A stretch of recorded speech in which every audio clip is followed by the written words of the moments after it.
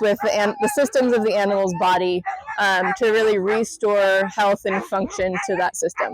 So osteopathy encompasses a lot of different approaches. It can incorporate chiropractic, it incorporates craniosacral treatment, myofascial treatment, muscle release, nerve release, all those types of things. It can help with circulation, digestion, you really just, all of the systems of the body, it just can help restore and stimulate. So we have a demo dog today. This is Grace. And she's 9? She's 9 years old. Okay. And what distance does Grace normally do? We do up to about 25 miles. Okay. Okay. Good. And do you have any concerns with her today? I actually don't. Perfect. Happy to see what you find. Okay. Excellent. So this is great. So kind of what we'll focus on today is how osteopathy can help as a maintenance and preventative thing. It doesn't, you don't have to wait till, oh my gosh, my dog isn't walking right, or, you know, they're sweating or panting too much. I guess dogs pant. Sorry, I'm a horse person. Yeah, but like if they have a hot spot or, you know, they have heat in their body, you know, we don't have to wait till there's a problem to benefit them. So if you don't mind, will you just walk her just a little bit or trot or whatever she'll do, just so we see how she's going, and just see. I can do it for you. Okay. Like any cookies for her? Probably not. Grace, I've got you now. Hi. I have you. So I'm not expecting to see any major problems. I'm going to be watching how she's moving, how her back is moving, the consistency with which she's moving. And again, with the sled dog, you know, they pull on their collars, they do their things. That's great. Another round? Sure, why not?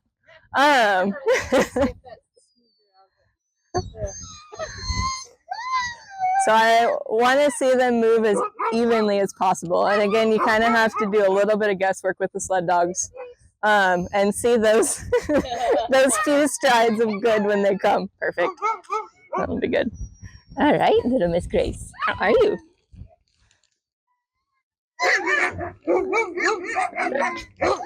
So I'm just gonna say hi to her. I petted her for a minute over at the truck, but I can switch to her head if you want to. It's no big deal. Okay, we will in a minute. So I'm just gonna run my hands over initially, see if there's anything that stands out. So I'm not feeling any spots where I'm going, oh my gosh, that's painful for her. Like Karen said, like she's doing good. I'm feeling for places where anatomy might be a little bit different, or she might be holding herself a little funny. So I feel her holding just a little bit too much flexion through her spine, particularly her lumbar. Again, doesn't feel like it's bothering her, but we'll see what we can do to alleviate that.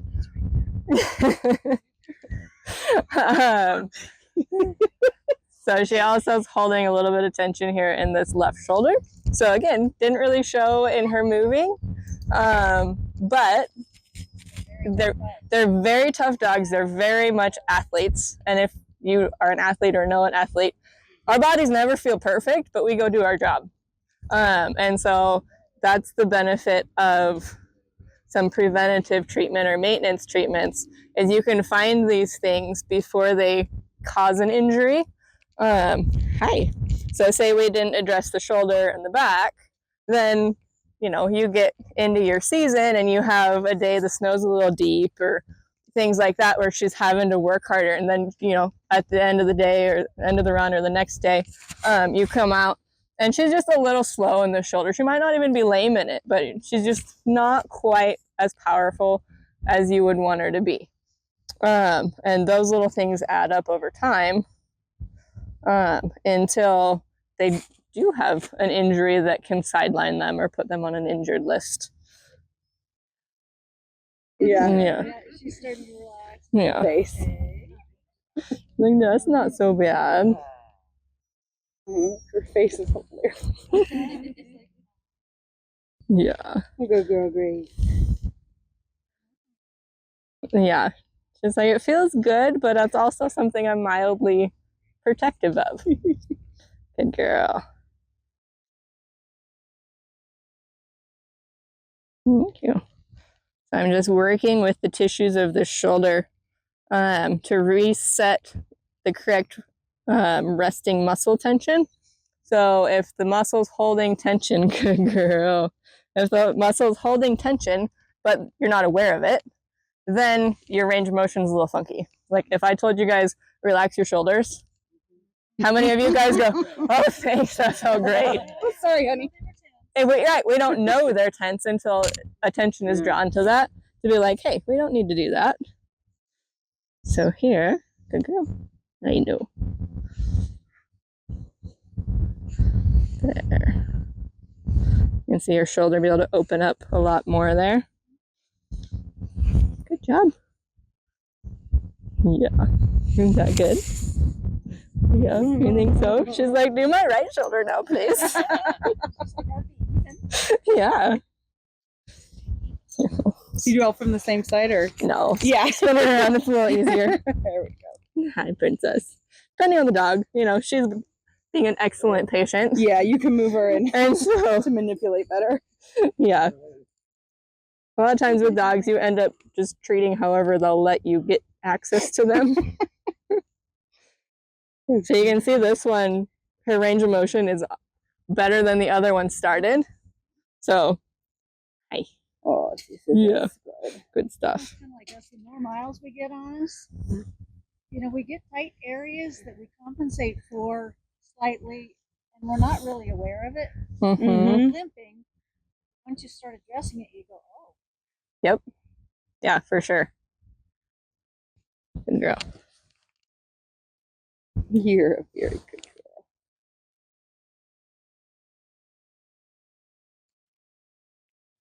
So with these sled dogs or any of the athletes, it's important to address their rib function or their rib movement, because if they're holding their ribs tight, if their intercostals are tight or their diaphragm is a little tense or things like that, they can't have the full breath we need them to have to go haul ass down the trail. So you're just extra back and stretched her rear out. Uh-huh. And there she went again, even farther. Now. Yep. I'm just making sure everybody else. Yeah, absolutely. No, thank you. Things like that. Yeah. Yeah. Good girl. I guess that's one thing I've always noticed. It seems like sled dogs, one of their favorite things, if you just rub your hands back and forth on their ribs, because I don't think that area gets paid much attention to in our husbandry.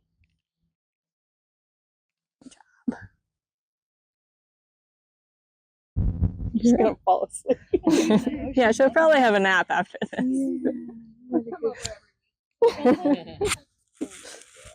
Good girl.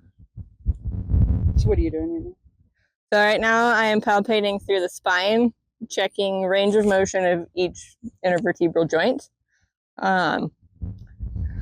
So there's going to be, each joint has its own range of motion. They can be similar through the spine, but in general, the ones that have ribs attached have less flexion. That's why when you look at her, see, she still has this hump. So this is where we go from thoracic to lumbar, supported to unsupported. Okay. So if we have muscles, especially on our athletes that run, they have amazing core strength, right? And if that gets to holding too much tension, they're going to pull themselves together there and end up with just a little bit more hunch. And so they wouldn't be able to extend out the back of their stride, so that you'll lose push. Good girl. When I imagine working this out also allows them to pull better. Yes. Yeah? Yep. Yeah, because then they're not worried about keeping themselves in this box. They can go to this box. So they'll reach more, they'll dig harder. Holding Yeah, already. There's still stuff to clear right there. But you see how she's just settling into nearly a flat back. Yeah.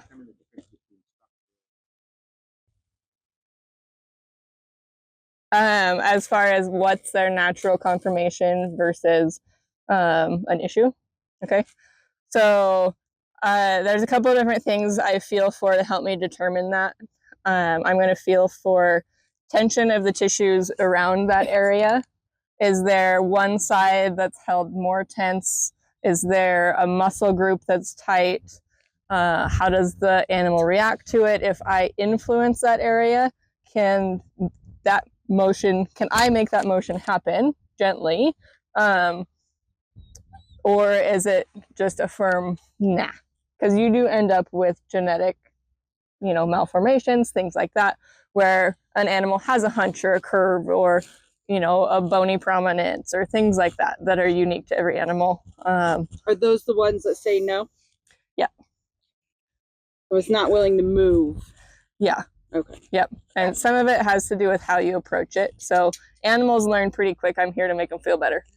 And so I can go through and go, all right, this isn't moving right here like I want it to yet, but she's letting me put pressure on it and influence it. There, it started to open up. Okay. If I were to just walk up to a dog and be like, they're going to be like, no. And so there also has to be a little bit of rapport that goes along with that investigation. So can we do this at home? Sure, as long as you're not forcing things. It's always good to the more you have your hands on your dogs, the more you know what's normal for them, what's not normal for them, what their normal temperature is, what their normal reaction is, and when something's tight versus painful versus that's their normal or their abnormal. And that is only going to help your athletic vets help your dog if you know what their normal is. Yep. And to be honest, the more you have handled your dogs, the easier it is for your vets to help your dogs. Yeah. Who's a dog that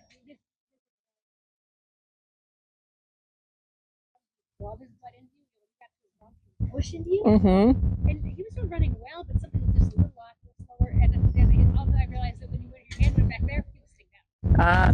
Oh, yep.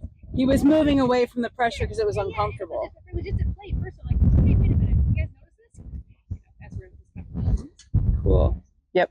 I ran into something similar. It took me until I was an actual sled dog vet for 3 years before I figured out if you can't find the source of the laments, palpate their back. The number of times I find a knot, and in 2 seconds we rub it out, and the dog's fine.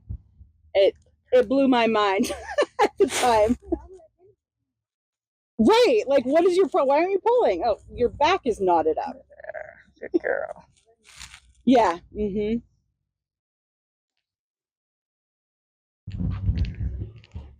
I know, almost. Outside, I'll let go in a minute. There, good girl. Yeah, good stuff.